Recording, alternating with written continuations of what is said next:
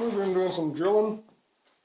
We have, if this was the tube that we were doing the longitudinal tube, long tube, the way this fits is in like this. The clearances aren't good enough.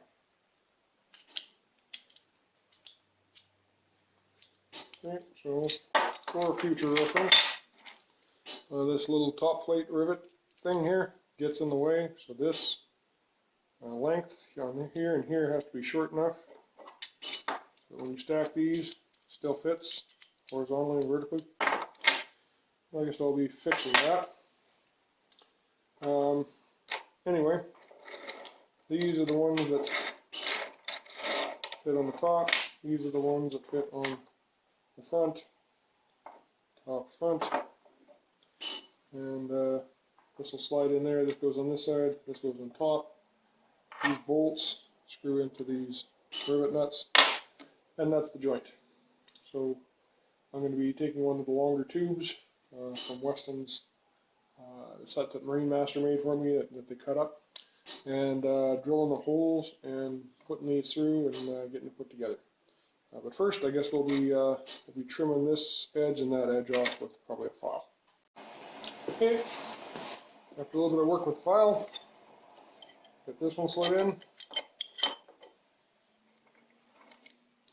These aren't fastened in yet.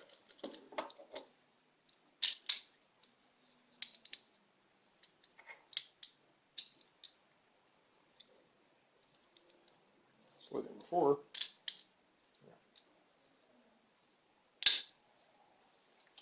Slides in like that. These are on this side. These are on the top. And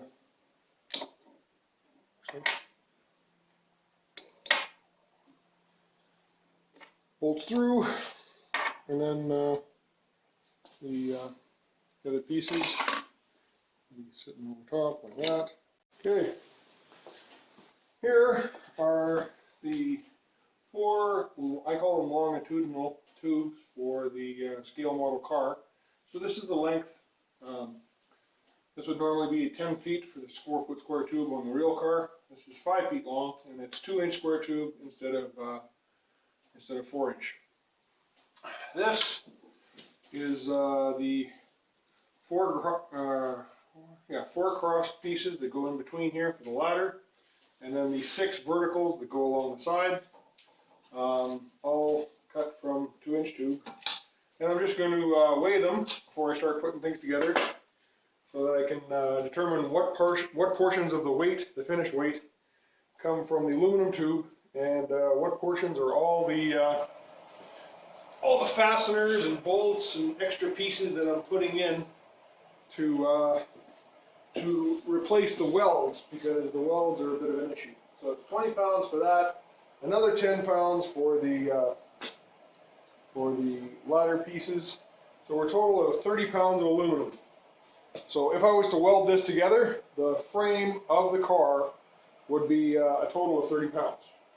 I'm not going to, but we'll see how much heavier the frame is with all my washers and nut certs and bolts and stuff. Okay, after a few minutes of assembling, frame there. So this is obviously not all tied together. This is what the frame is going to look like. You have a ladder network on the side here. This is the front of the car. You have a tube at the front. So joint, and the back, or in the middle of the car, another joint. The back of the car, a joint.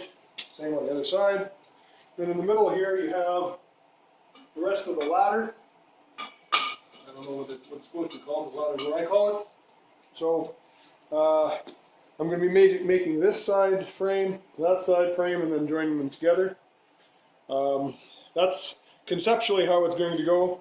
In reality, the parts that I'm going to do, I will probably start on the front passenger side corner and do the joint for this, and then the joint on this side.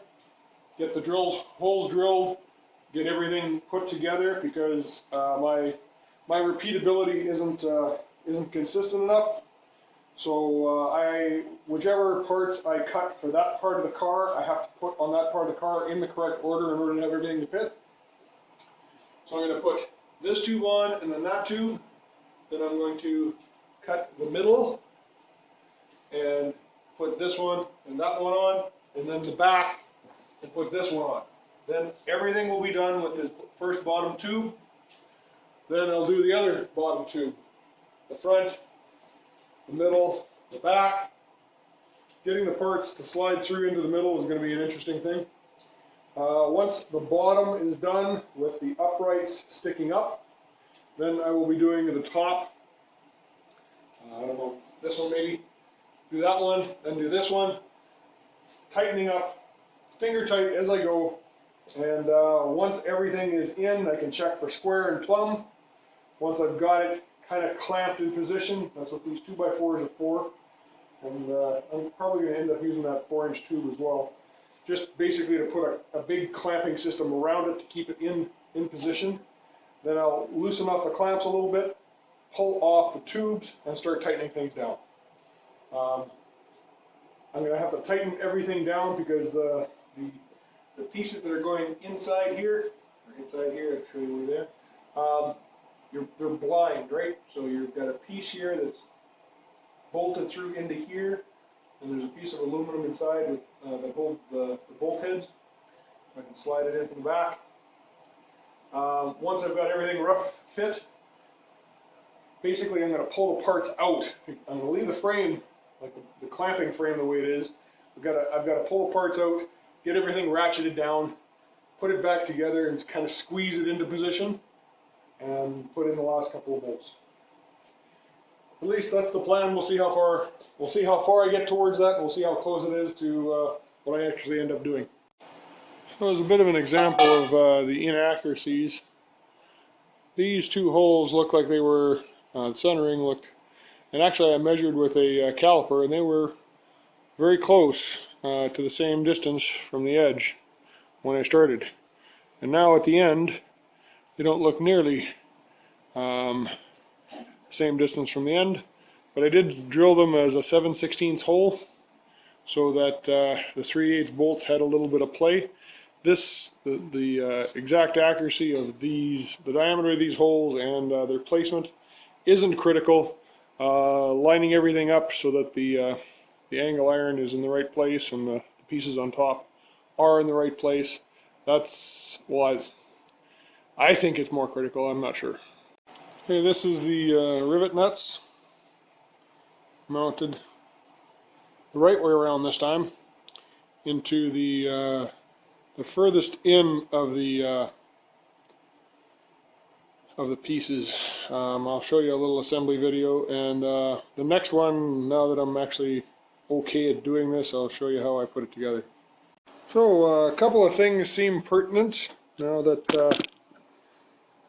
I've done this. First thing is that if the alignment doesn't work, a handheld drill bit will get you through there, and you can use another bolt just to turn it in and kind of line things up, get ready for when you're putting it together. The next thing is a little less obvious.